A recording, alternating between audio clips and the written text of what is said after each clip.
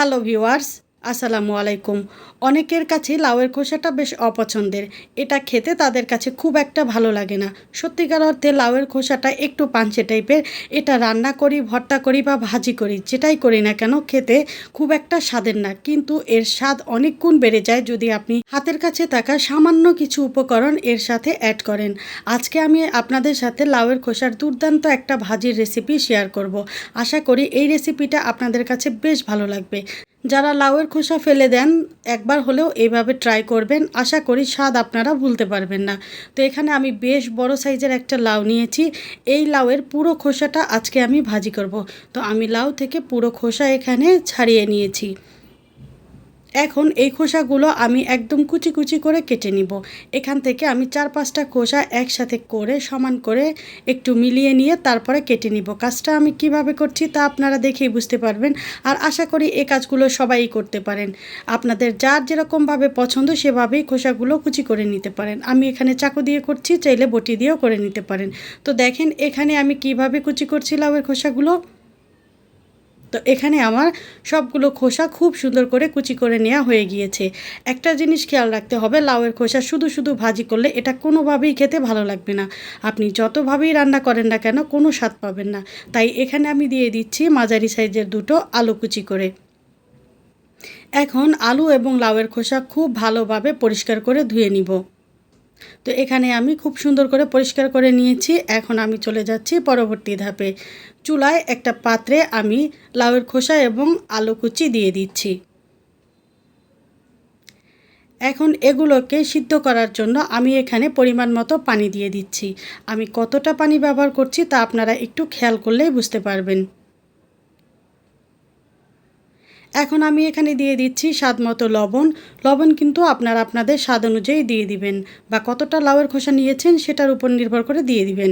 দিয়ে দিচ্ছি খুব সামান্য হলুদের গুঁড়া। এমনভাবে হলুদের গুঁড়া দিব না যাতে করে কালারটা চেঞ্জ হয়ে যায়, কালারটা যেন গ্রিন থাকে সেরকম করেই হলুদের গুঁড়াটা দিয়ে দিচ্ছি। আর দিয়েছি 5 থেকে 6টা কাঁচামরিচ ফালি করে। এখন সবগুলো উপকরণ খুব ভালোভাবে মিশিয়ে নিয়ে চুলার আঁচটাকে মিডিয়ামে রেখে তারপরে ঢাকনা দিয়ে ঢেকে লাউয়ের খোসা এবং আলু 90% সিদ্ধ করে নিব। তো দেখেন এখানে আমার খোসা এবং আলু কুচি খুব সুন্দর করে সিদ্ধ করা হয়ে গিয়েছে। যতটুকু পানি এখানে আছে পরবর্তী রান্নাতে এটা আমার কাজে লাগবে। তো এখন আমি চুলাটা অফ করে দিচ্ছি। আর অন্যদিকে একটা কড়াইতে আমি দিয়ে দিচ্ছি পরিমাণ মতো সরিষার তেল। ভাজিটা সরিষার তেলে করলে খেতে বেশ ভালো লাগে। আমি সাদা তেলেও করেছি, তবে সরিষার তেলের মজাটাই একটু বেশি। দিয়ে দিচ্ছি 1/3 টিস্পুন আস্ত জিরা।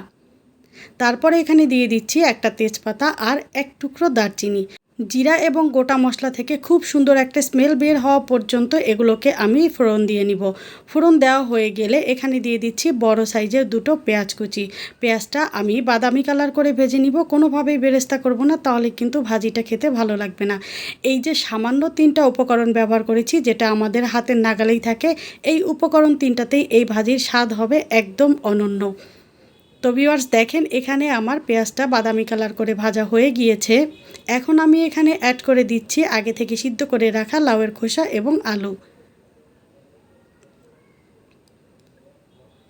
দিয়ে দেওয়ার পরে আমি খুব ভালোভাবে ফোড়নের সাথে মিশিয়ে নিব। এখন চুলার আঁচটাকে মিডিয়ামে রেখেই এটাকে আমি রান্না করে নিব পানিটা পুরোপুরি শুকিয়ে আসা পর্যন্ত। আর এই সময় কিন্তু খুব সুন্দর করে বারে বারে নেড়ে চেড়ে দিতে হবে।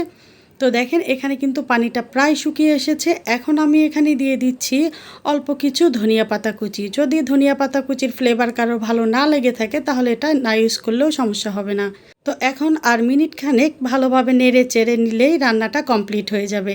আর খেয়াল রাখতে হবে কোনোভাবেই যেন পানিটা শুকিয়ে গিয়ে নিচে লেগে না যায়। যত মজার রান্নাই হোক না কেন পুড়ে গেলে সেটা কিন্তু খেতে আর ভালো লাগে না, আর এই রান্না থেকে স্মেলটাও খুব বাজে আসে। আর রান্নার শেষ পর্যায়ে ভাজিটা এভাবে ভেঙে দিলে খেতে কিন্তু বেশ ভালো লাগে। তো আমি কিন্তু বারে বারে নেড়ে চেড়ে দিয়েছি। দেখেন এখানে কালারটা একদম গ্রিন কালারই আছে, আর আমার রান্নাটাও একদম কমপ্লিট। তো ভিউয়ার্স দেখতেই পাচ্ছেন রান্নাটা কতটা লোভনীয় আর পারফেক্ট হয়েছে। এভাবে ভাজি রুটি পরোটা কিংবা গরম ভাতের সাথে খেতে অসম্ভব রকমের মজা লাগে। তো ভিউয়ার্স রেসিপিটি ভালো লাগলে অবশ্যই লাইক কমেন্ট এবং শেয়ার করে দিতে ভুলবেন না প্লিজ।